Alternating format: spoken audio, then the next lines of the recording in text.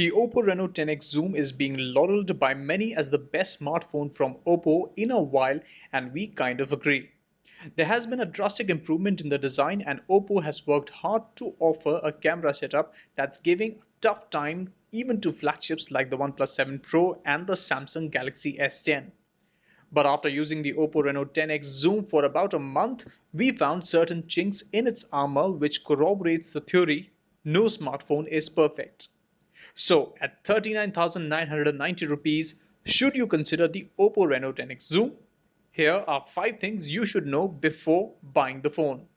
For the ones who brag about the warp charging feature on their OnePlus phones, well, Oppo has got its own VOOC charging technology, which is almost as fast as on the OnePlus.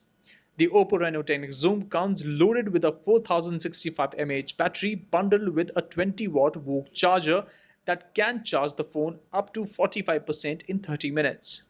That's a decent pace considering that the OnePlus 7 Pro, which starts at 48,999 rupees, offers 60% charge in 30 minutes with a 30-watt charger. Considering the price bracket in which the Oppo Reno 10x Zoom is competing, this kind of battery charging performance is impressive. First, let's go through the numbers. The Oppo Reno 10x Zoom comes with a 48 plus 13 plus 8 megapixel triple lens camera setup at the back, which offers not only a 26mm wide angle lens but also features 10x hybrid optical zoom and 60x digital zoom. Even as a video recorder, it offers OIS, which keeps video jitter free, and that's a big advantage, especially for folks who use smartphones to make professional videos. The selfie camera is also a decent one, although the motor-operated lens brings with itself a host of problems, like the fact that the shark fin camera automatically opens when you receive a video call from any messaging platform. Imagine if the call comes if the phone is still in your pocket. Also, many a time the camera just pops out when apps like Instagram and Facebook try to access the front camera in the background, even when you aren't using the front camera. Hopefully, Oppo fixes these small bugs with a software update. The Oppo Reno 10x Zoom does have a dedicated gaming mode, which eliminates any possibility of people troubling you with messages and calls during a gaming session. It helps boost the online gaming performance by reducing the amount of data being consumed by background apps and channels it towards improving the game's network. It is a good gaming phone. However, I wouldn't recommend playing without Bluetooth headphones.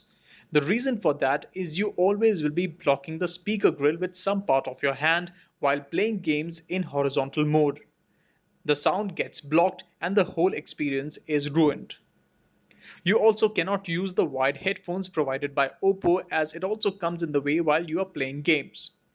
All this implies that you will have to use a Bluetooth headphone. Surprised that Oppo ignored this aspect of the design. There hasn't been a single day that I have been able to ride back home on my bike with the Oppo Reno 10x Zoom in my pocket. It's a big phone, hence not pocket friendly. Literally. But that's how most phones are these days, so not a deal breaker. At 210 grams, it's almost as heavy as the Nubia Red Magic 3, which comes with a 5000 mAh battery and a 6.65-inch screen. One-hand use is very difficult due to extra weight. Although I love the smooth metallic finish at the back, but that also makes the phone slippery. Be extra careful or use the textured cover Oppo gives in the box.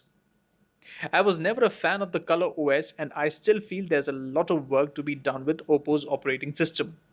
To start with, it is laden with bloatware that you would never use or want on your phone. I uninstalled most of the apps and still had many that I could remove. App notifications is another battle you will have to manage. Unless you are used to using Oppo's UI, you will have a lot of trouble navigating the interface. The default browser in the phone sends unwanted notifications from sources many would deem inappropriate. I had to manually turn off the notifications since I couldn't uninstall the browser.